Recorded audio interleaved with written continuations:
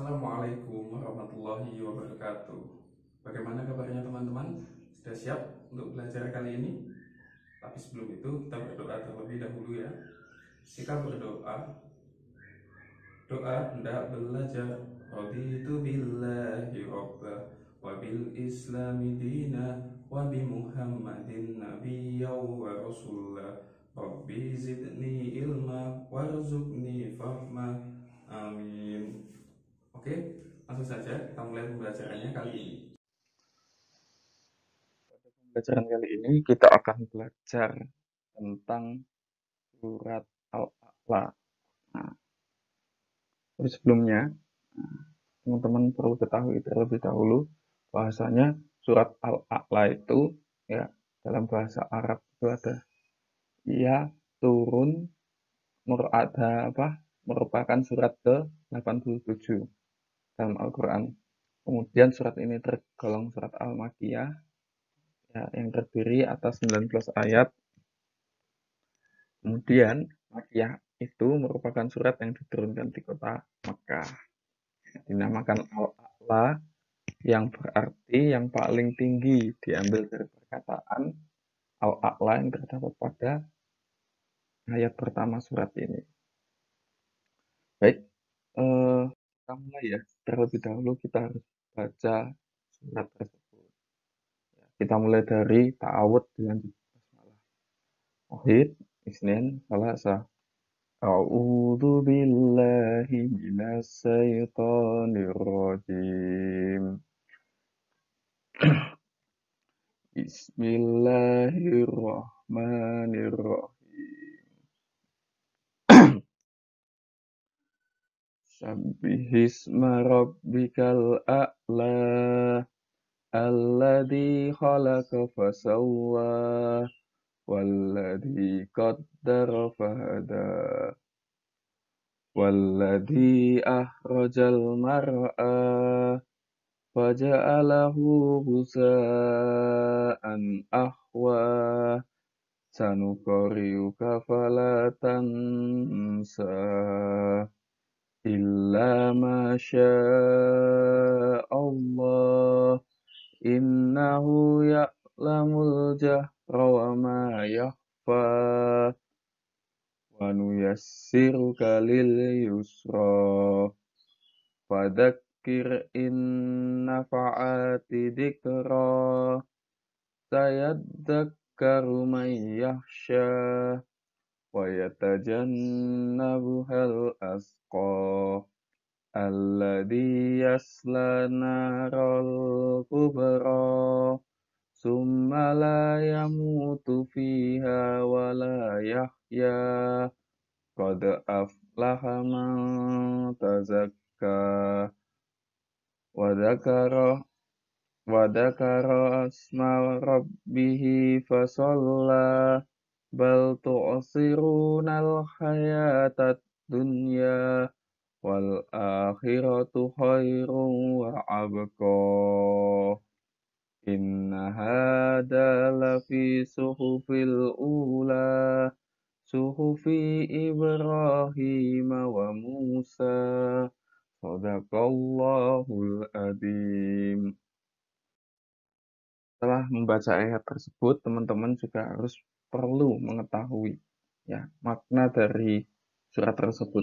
Nah, untuk mengetahui maknanya, ya sama dengan pembelajaran di tematik itu kan mencari ide pokok ya. Kita harus tahu dulu, baca secara rinci arti dari per ayat yang ada dalam surat Al-A'la untuk mengetahui maknanya. Nih, yang pertama, sucikanlah nama Tuhanmu yang maha tinggi, yang menciptakan dan menyempurnakan penciptaannya, dan yang menentukan kadar masing-masing dan memberi petunjuk, dan yang menumbuhkan rumput-rumputan. Lalu dijadikannya rumput-rumput itu kering kehitam-hitaman. Kami akan membaca Al-Quran kepadamu Muhammad, maka kamu tidak akan lupa. Kecuali kalau Allah menghendaki, sesungguhnya Dia mengetahui apa yang terlarang dan yang tersembunyi. dan kami akan memberi kamu taufik ke jalan yang mudah. Oleh sebab itu, berikanlah peringatan karena peringatan itu bermanfaat. Orang-orang takut kepada Allah akan mendapat pelajaran, dan orang-orang yang celaka atau kafir akan menjauhinya, yaitu orang-orang yang memasuki api yang besar atau neraka. Kemudian dia tidak akan mati di dalamnya dan tidak pula hidup. Sesungguhnya beruntunglah orang-orang yang membersihkan diri dengan beriman dan dia ingat nama Tuhannya. Lalu dia sembahyang. Tetapi kamu, orang-orang kafir, memilih kehidupan duniawi.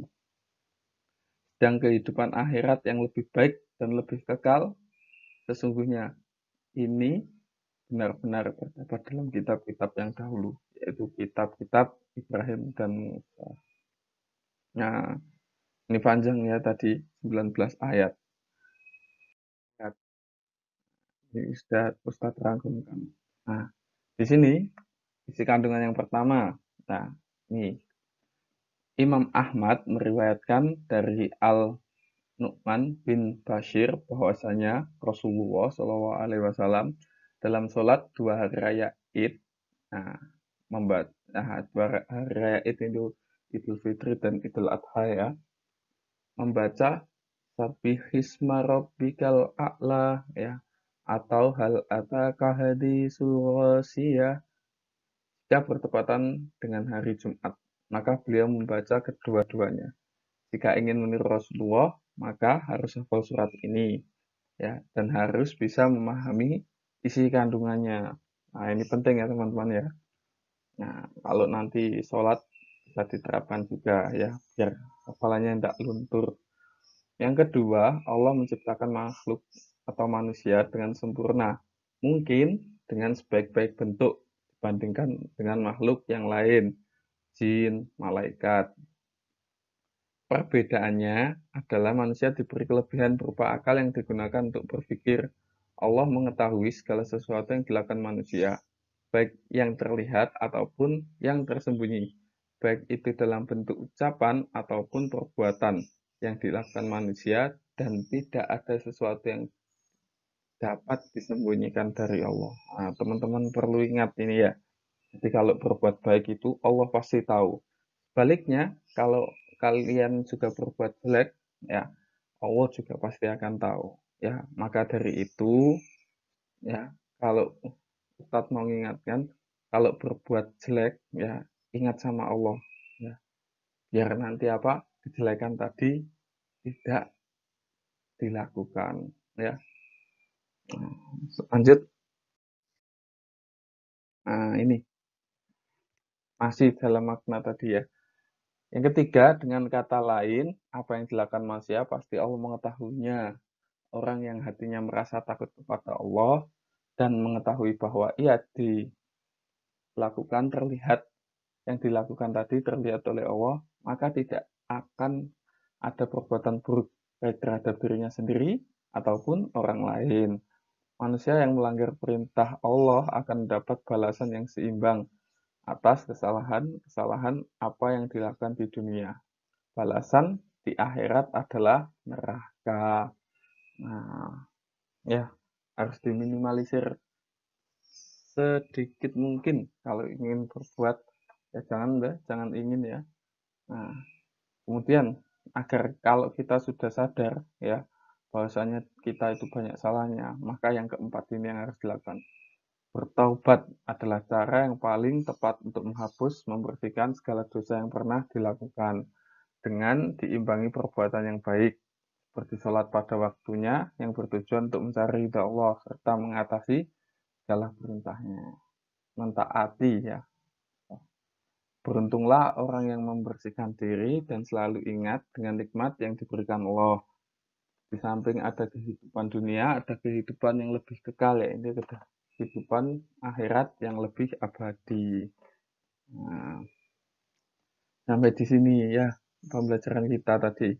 Teman-teman juga nanti dihafalkan lagi ya. Saya yakin sudah banyak yang hafal.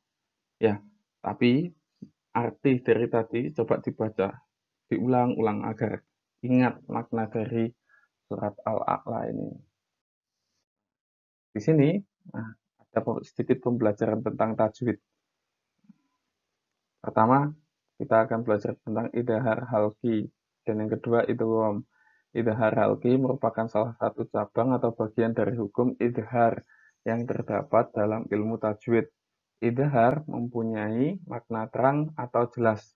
Disebut idhar halqi, ya. Hal ini disebabkan oleh makhraj huruf-huruf yang tersebut dalam keluarganya, ya, yang keluar dari tenggorokan. Apa saja hukum idhar halqi ini? Mensukun atau tanwin, ya, baik itu doma, kasrah, fathah, ya, bertemu dengan huruf apa aja? Alif, ain, ghain, ha, qaf, ha, dan hamzah. Contohnya itu sudah ada dalam tadi surat Al-A'la, ya. Contohnya ayat kelima, husa'an ahwa, ya.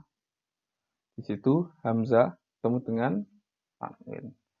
Husa'an ahwa, ya, dijelas. Husa'an ahwa, ya. Kemudian selanjutnya tentang idgham. Idgham ini ada dua, ya. Masih jadi dua, sama masih nun mati dan tanwin. Yang pertama idgham bigunah. Idgham bigunah ini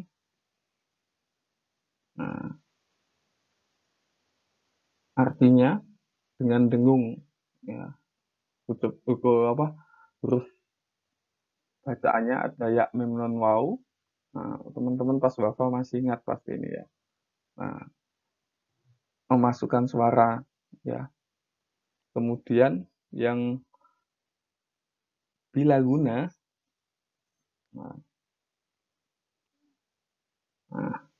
ini yang bila guna dalam ro, ya.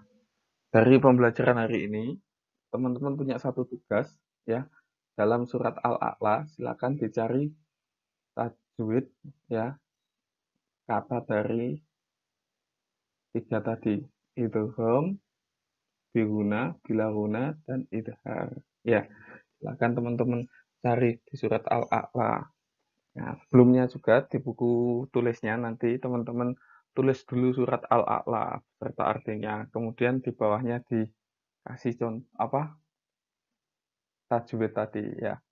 Contoh, Mas, di bacaan idhar yang ada di surat Al-A'la ada berapa? Ada apa aja lah. Kemudian yang idgham berapa? Apa aja? Sama. Itu saja, ya. Tetap semangat masih sama fotonya, ya. Teman-teman harus semangat untuk belajar. Oke, itu saja. Nanti kalau ada kesulitan bisa tanya Ustadz.